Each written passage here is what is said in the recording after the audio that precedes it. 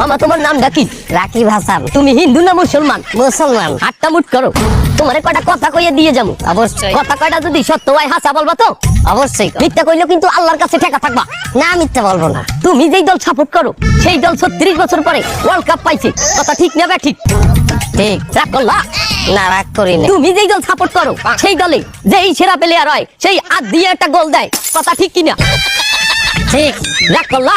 না, রাগ করি না। তুমি যেই দল সাপোর্ট করো সেই দলে বর্তমানে একটা প্লেয়ার ছাড়া আর কেউ খেলতে পারে না, কথা ঠিক না ঠিক? ঠিক। রাগ করলা? না, রাগ করি না।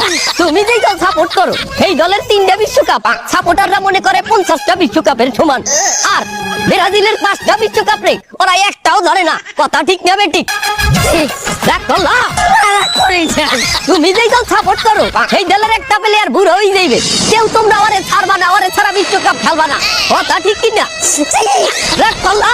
না, রাগ করি নাই। তোমাকে কিরকম নাই? না, রাগ করি নাই।